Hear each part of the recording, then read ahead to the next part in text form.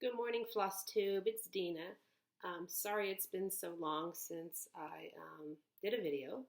And thanks to Teresa Rowe for reminding me that I need to do videos other than the ones for my algebra students.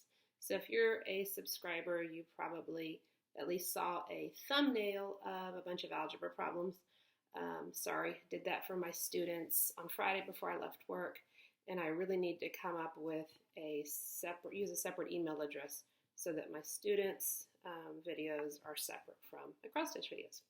But anyway, we actually moved in the house on July 15th.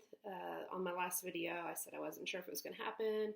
The builder had a lot to do in 2 weeks, and he did it. He managed to get almost everything done. We had to get a window put in this week and some kitchen cabinets. So, but July 15th, we had keys to the house. July 19th, I closed on my other house.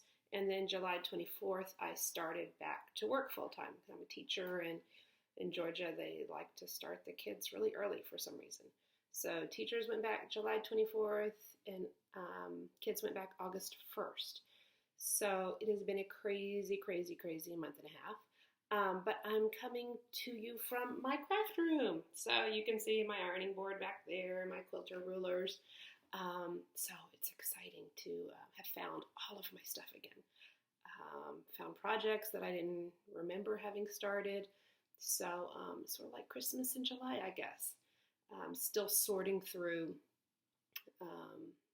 all of my projects, my playtime.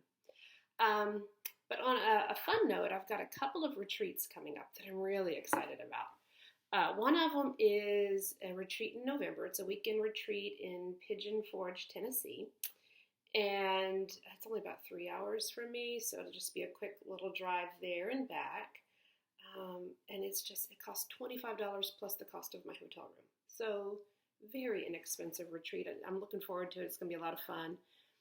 But I know that they do exchanges, like little, I don't know, Secret Santa, whatever, ornament exchanges. So I figured I'd better get busy and figure out what I'm going to do for my exchange gifts.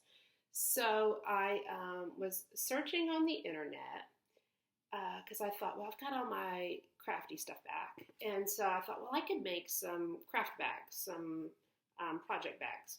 So I was on Betsy Makes' website, and I'll link her website below, and found a free tutorial to make this cute little bag.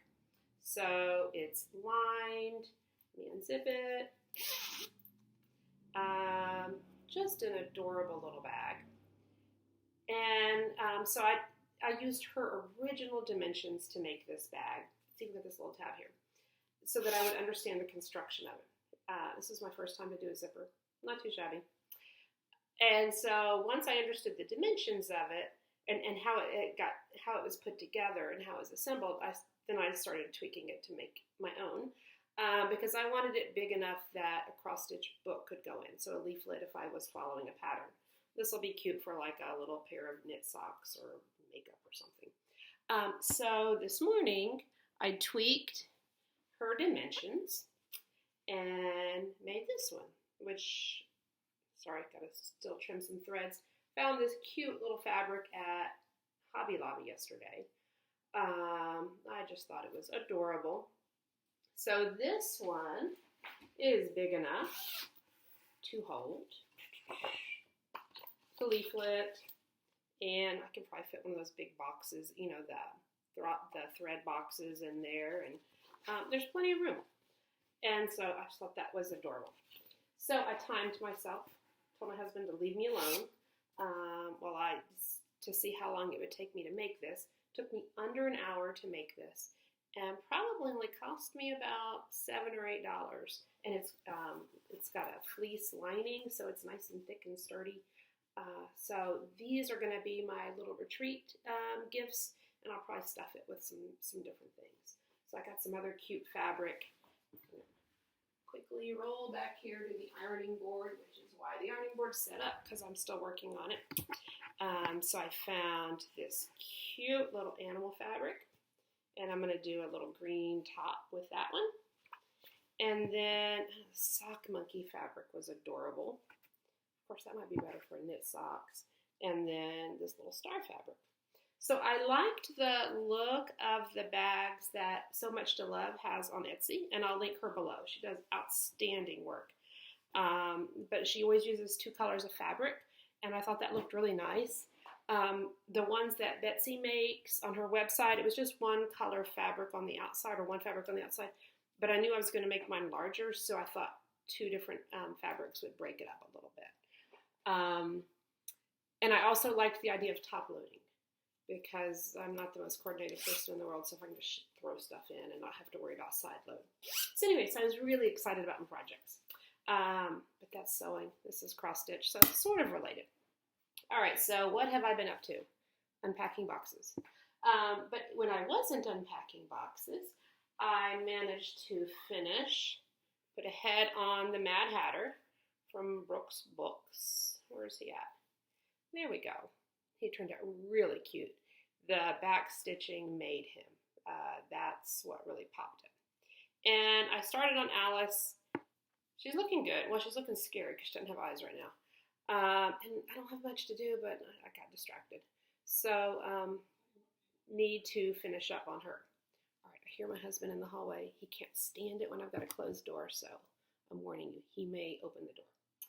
I finished my needle and thread by Little House Needleworks. All I had to do was sew the needles on, and I think they wanted, like, I don't know, brown thread, and I wanted metallic thread, so I found some metallic and put that. Need to finish that up. All right, I have long admired chatelaines. They're beautiful, and I thought, okay, I'm going to try one. And so I ordered the mini mandala gardens 1 to 3. And so I got started on it. It's a small one. I think it's going to be like maybe 6 inches by 6 when it's finished. So this is how far I got. And as beautiful as they are, I've discovered that chatelaines are not for me. Because it's like doing the exact same cross stitch pattern 4 times. You do it in this corner, then you do it again, do it again, do it again. I never do a cross stitch pattern more than once. So it's like, oh my gosh, 4 times. Of course, it may turn out to be absolutely beautiful when it's done, and it may be worth the repetitiveness of it. But yeah, I need to finish that up because it is going to be very pretty.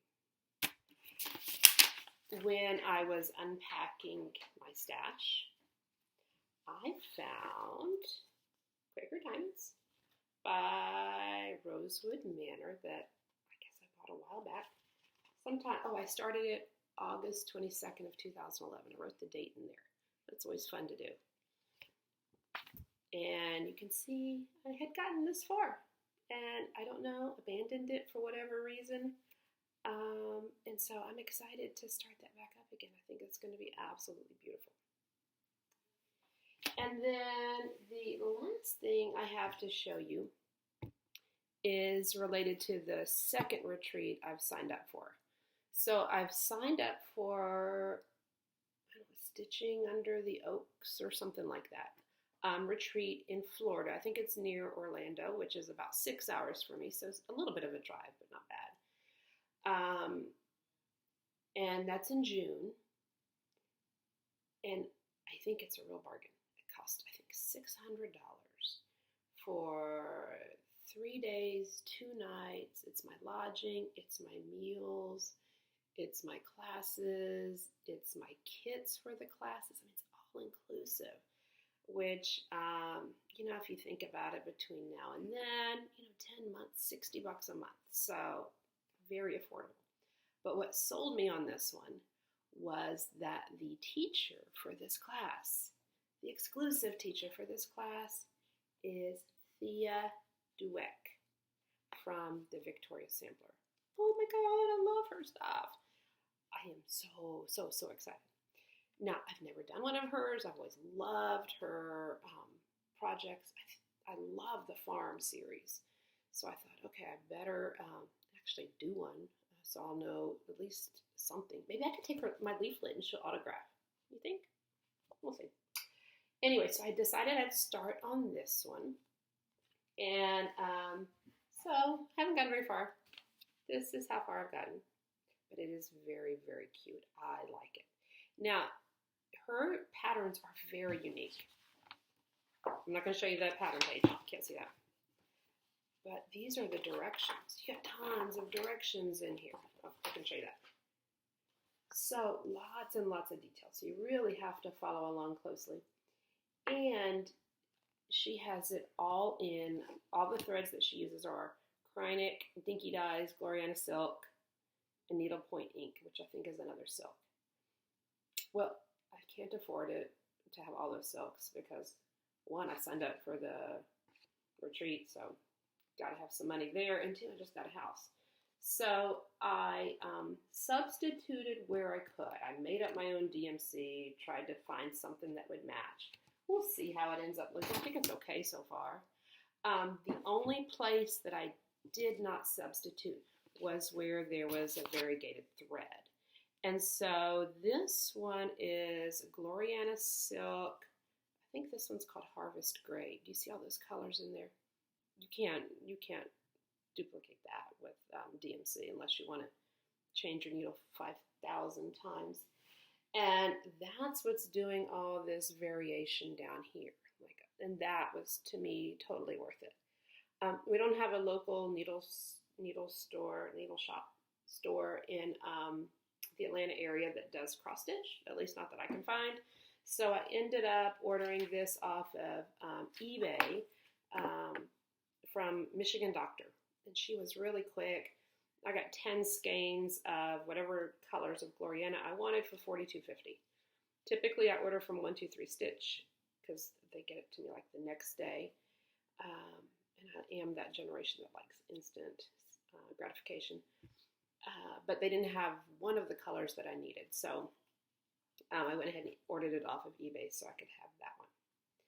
So that's what I've been up to in my little corner of the world in Cartersville, Georgia. Unpacking, finding stuff, and starting to play around a little bit. And surprise, surprise, my husband did not open the door. He's upstairs grouting the bathroom. We saved some money by having one bedroom and bathroom upstairs unfinished. So just they were empty, wood on the floor, nothing. And it's made him crazy that they weren't done. So since we moved in July 15th, he travels during the week. So on the weekends, he has managed to put wood flooring in the upstairs unfinished bedroom. He's trimmed it out. He's painted it, and it's a huge bedroom. It's like 400 square feet. And now it's driving him crazy that the bathroom's not done. So he has tiled it this weekend, just put the grout down, and maybe stop by and pick up a vanity and toilet today. So that'll be done probably by next weekend. He just does this sort of stuff for fun. Learns it all on YouTube. Does a fantastic job. So anyway, sorry it's been so long. If you want to see how to solve equations, pop in on my other video. We'll see if any kids watch it. Probably not. But I did put a secret code word at the end. So if they watch it and they tell me the code word, they get some bonus points. I can pretty much guess. No one will be telling me the code word. All right, Flosstube, thanks for tuning in. Hopefully I'll be back maybe in about a month to show some real updates. All right, take care.